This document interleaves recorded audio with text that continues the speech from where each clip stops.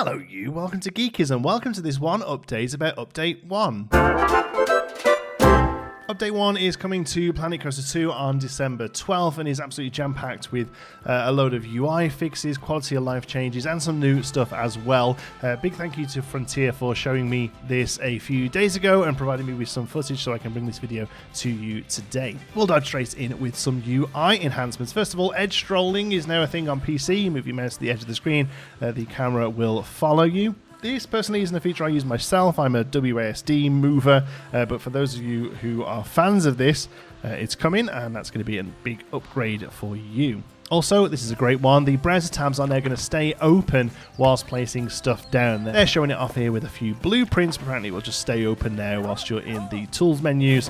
It opens a lot of the time anyway, but now it's just going to stay open when you're using it, and that's really great. Browser tooltips will also show when you're placing down an item, which is great, and there's just in general a UI responsiveness improvement. There's also quite a few changes to the color picker. You can now exit the color picker and it will keep the setting that you're on rather than having to click confirm.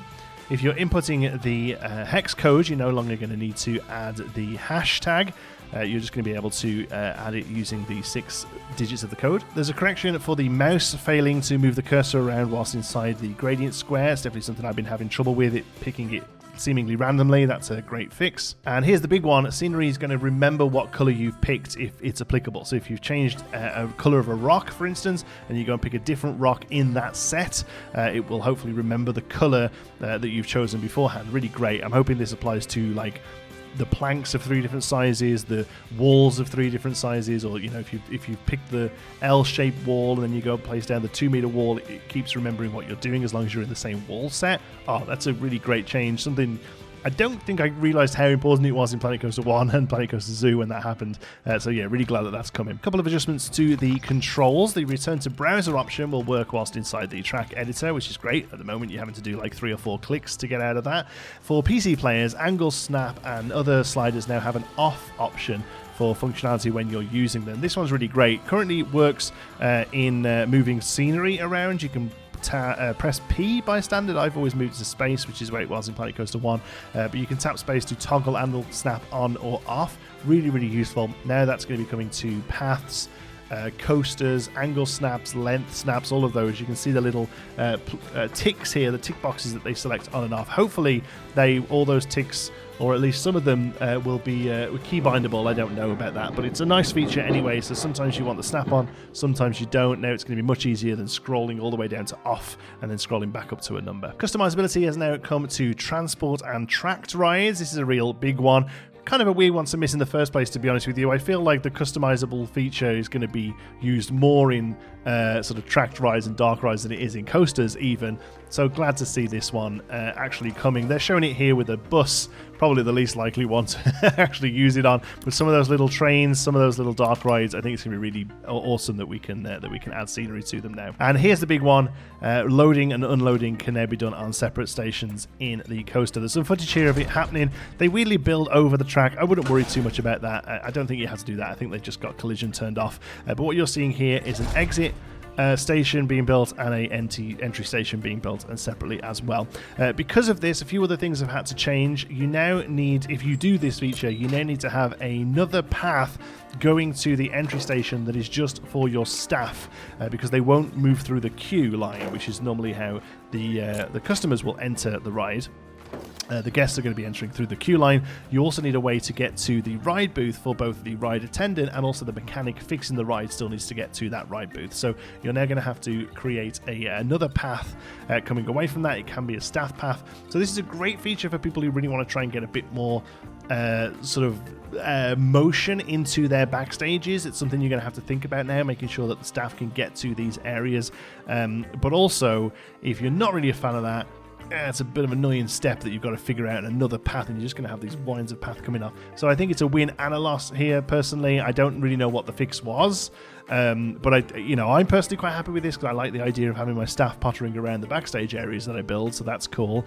And then you'll just also have to have an exit obviously the exit bit as well. With these changes, because it's now a little trickier to read which side the entrance or exits are on, as you're placing down stations, there will be some really clear arrows to kind of show you how the guest flows through them, so that's a nice improvement as well. As far as people wandering around your park goes, there's a new heat map coming for guest tolerance regarding fear, nausea, that kind of thing.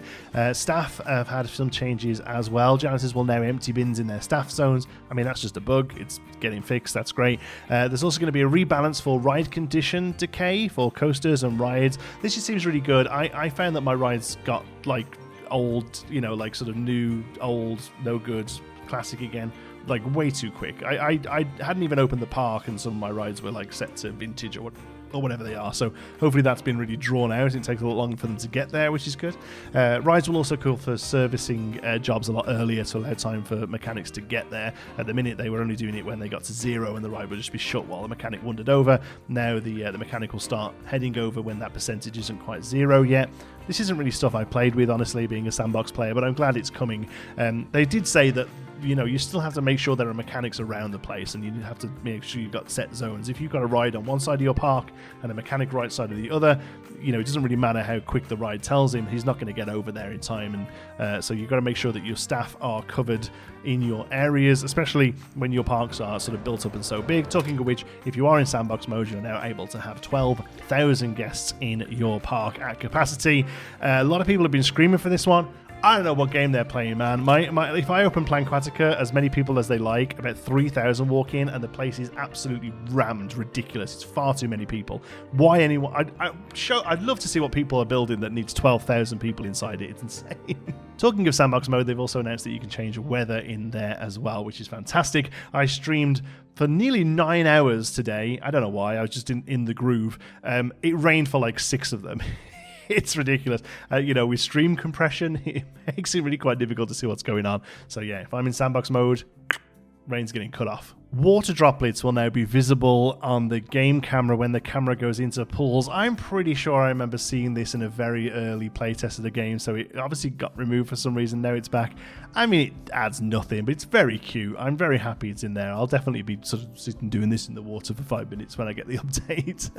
There's general coaster bug fixes. There's some correction of jittering pieces in the coaster and flume areas, and just general stability performance issues. They don't really list all of those, but there's always going to be lots of little bug tweaks and stuff like that. Finally, a few big ones. They are removing the Planet Coaster 2 logo from queue lines. Hurrah! I'm so happy. We're sorry. We love your game. We love your game, Frontier. We just don't keep needing to be reminded we're playing it, okay? Stop putting your logo on stuff. It's cute sometimes. The Viking rock with it on is cute, whatever. That sort of stuff's okay. But don't give me the only option to have your logo everywhere. This is a great fix. As far as scenery goes, they've added a pile of custom coaster support. It pretty much looks like it's the same selection that we had from Planet Coaster 1. For me personally, that was fine. I know that some real in-depth coaster folks need a few more options, but I think for the most part, we can do pretty much everything we need to with this selection. It's really great to see it come into the second game. There's also a selection of glass pieces as well. It's basically the 1 meter, 2 meter, and 4 meter half wall sizes in glass. There's a regular version with no edge on it, and then another version with a frame on it that you can recolor, and all of those are scalable as well. Amongst those, I think that's awesome. I mean, obviously, I'll take some wedge pieces to help with rotationary stuff, but for the most part, just the fact that we've got these 6 pieces that we can scale is going to be awesome. They look really great. They're lovely and plain. Perfect addition. And the last one, and perhaps the biggest one because of how much of a surprise it is, we're getting fireworks in this update as well. Completely part of the free update, you are going to be able to add fireworks to your park, and that also comes with an update to the event sequencer as well. They never went into detail with me, unfortunately, about what those changes are, but the way they were speaking, it suggests that you can have the same item trigger multiple times on its row. At the moment, you're having to recreate rows, but with fireworks, you're going to want the same sort of one to pop off every minute or whatever. So hopefully that's it. And just in general, they said quality of life updates with the event sequencer, which is going to be awesome. They only showed us a couple of really sort of over-the-top fireworks here with the King Coaster logo or whatever, but I'm assuming we're going to get regular, normal sort of whiz-bang type fireworks as well. I don't know if I'm going to dive in and do a fireworks show straight away. I still have nightmares about about the one I did for Planet Coaster 1, so I don't know whether I'll be diving straight in, but I'm very excited to see what other people do with them. So there you go, everything coming in Update 1 for Planet Coaster 2 on December 12th. I'm excited about pretty much every single one of these updates.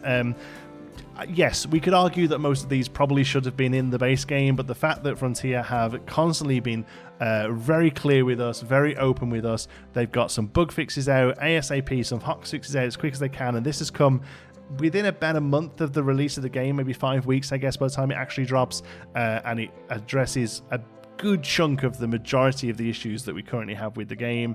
I think it's awesome sauce. I think it really shows how they're focused on improving the game over time. It's out the door now. It probably came out a little early, let's be honest, but it's out the door, and they're hitting the ground running. They're dealing with a lot of the issues that we have, and I'm really excited to see what the next couple of years look like in the game. Thank you so much for watching. I hope you've enjoyed it. Until the next one, be good.